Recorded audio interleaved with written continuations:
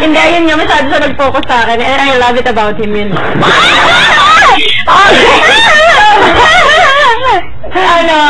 Si Bodhi, yun, parang late na nakita yung yung mga parang achievements na pwede mo mapakita, which is, yeah, I think you know naman. Pero at least nahabol natin. So yun. So late na yun nga, may mga moment sa pula, hindi rin sabi po ng bago.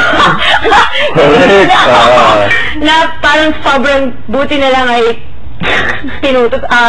binasag ko ang shell mo para magkaloka-lokahan tayo dito. Ayun. So parang, and I'm proud naman na I'm part of, yung kung anong lumabas sa'yo. Pero yun nga, medyo matagal. Sa labas yan. Ayun. Tapos, CG, yun, mas focus nga siya sa personal struggles. So, hindi niya na masyadong naanuhan yung mga bagay-bagay. Which is, alam mo naman yun, diba? Pero yun, it's a good thing na naka-ano mo yung sarili mo, ang independence mo, ang kagagahan mo, and aminado ka naman sa mga weakness mo and kagagahan mo. Yun nga. So, yun. Tapos, si Bea, yung parang sa akin, huli ko na nakita yung pagpapursige mo sa, kunyari, sa task. Yun, for me sa motherly duties, I admire you for that. Actually, nung sinabi tayong tama, di ba sinabi ko, bakit hindi ka papayag na ganyan? Kasi focus ka sa dito. Pero yun nga, parang sa mga task, hindi ka gumising yung domino. Yun, parang lately ko na lang nakita yung talagang nalagay ka ng mark mo. Kaya nga, di ba sabi mo, hindi mo masabi kung ano yung mark mo kasi hindi mo masyadong napag-focusan before. Hindi naman napag-focusan. Wala lang ako yung halimbawa. Parang, para sa akin, feeling ko kulang sa drive yung mga time na yun, which is later na lang. Tapos, si Nikki, we're the, Gemini. Ayun, si Nikki, yun, focus, maganda sa kanya. Ang lang sa kanya, for me, is yung kulang sa fun. Kasi alam mo naman ako, pareho tayo, pero ako yung super masayahin na tao. Para sa akin, kulang more fun dahil, ano ba tawag dito? Filipino masayahin Nakalagay tayo sa magazine because ang mga Pilipino, kahit maraming problema masayahin. So yun, parang yun lang, for me, para maging Pinoy Big Brother winners. Yun lang. Sa akin, oo naman. Huwag ka na. Pero, hindi, ako kay Wendy. Hindi, yan nga. Sinabi mo, pero yan din yung nasa isip ko. Nakalabas ka na. So, yun, feeling ko lang yan. Feeling ko lang parang malaki factor yan. Parang yan. Kay Bea. Tagal ko nasa Kay Bea naman, yan yung parang feeling ko parang nung umpisa masyado ako naging passive sa mga bagay-bagay. And yun yung the fact na kanina sinabi mo parang wala kang, yun, pero yun talaga. The fact na sinabi mo kanina wala talaga akong parang, yun kumbaga yung impact siguro. Kumbaga sa flatline ka, wala kang pumapalong ganun. Alam mo yun, yung sa heart, wala, parang super wala lang siya. Kay Bruce, syempre, I think, alam mo na yan. Siguro yun lang, yung parang lang, syempre, understandable talaga na hindi naman balance so, ayan na yun. Kaya umaasa sa iba pang balancer mo. Umaasa. Alam ko na yung demanding si Wendy.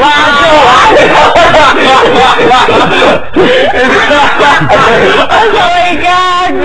Kay Janina, kailangan pa na mas tiwala sa sarili. Tsaka lakas ng paindog. Pero yun, kanina na-admire ko. Hindi ko siyang nakausap. Kanina na-admire ko yung nakita ko. Yung, kumbaga ngayon ko lang nakita siya na ganun ano tawag mo dyan? Yung sa paninindigan, yung nag-explain niya kanina. Yung pag-explain niya kanina kung bakit siya dapat manalo. Kumbaga parang ngayon ko lang nakita na ganun. So yun, pero yun yung parang mas tiwala pa sa sarili. Kasi yun nga, parang yun. Tapos kay Nikki, yun nga, masyadong, kumbaga parang nagkaroon ng time na sobrang kinaril, parang sobrang seryoso. Yun, so, tsaka yun, feeling ko sometimes parang masyadong matagal na close yung utak mo. Tapos, pero yun nga, mag-ano ka naman, magiging open, pero there are times na parang sobrang tagal bago mo i-accept yung mga bagay. For a long time. Pero open kang i-accept, pero ang tagal bago mo ma-accept. Yeah. So, yun. Siyempre, na si Wes. What? I love you. Dahil natira mo po ako. Dahil Masumana ko siya. Hindi, honestly. Siyempre, bago lahat, pag magsabi ako sa mga rason, kasi, to that extent ko kayo, ganun kakilala. So, ito, sasabihin ko, kasi ganun ko siya kakilala. So, yun, dapat na parang ikaw hindi big winner kasi nga, di ba? Pag yung sinabi sa'yo dati na pag sobrang high yung galit mo, yung emotions mo, hindi mo na control yung mga sinasabi mo or yung mga, dahil nagagaling yun dahil sa galit ka, pero hindi mo maminining, yun nga, parang minsan wala kang, parang hindi mo na control yung sinasabi mo. Then, napag-usapan natin yan. And yun sa'yo, madam, yun nga, di ba? Yun nga, parang ikaw, parang, yun nga, nakita ko yung pagka-passive mo dun sa, lalo na sa task. Sinabi sa'yo yung nasa, parang cake tayo. And ako, honestly, parang feel ko na, parang hindi mo masyadong pinapakita yung emotions mo. Yan, yung parang nagiging safe ka sa mga bagay. Parang nagiging steady ka lang. Nung marating sa point na parang, wala ka masyadong pinapanigigan, parang dun ka sa gitna.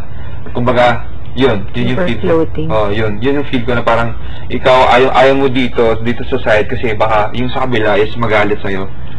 Yun okay. Tapos yun yung kay Bods kasi diba? Parang lately na tayo usap-usap and yun parang ito binibase ko dun sa uling task na ginawa mo. Parang yun, di ba yung rason mo na parang nawala ka masyadong tinake na risk and ito yung parang opportunity na parang na i-take mo yung risk na yun na lumabas ka yun kung yung challenge na yun.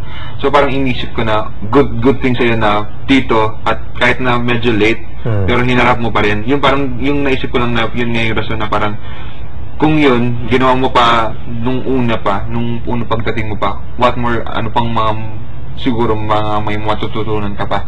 So yun yung sa akin. Yung Genie na.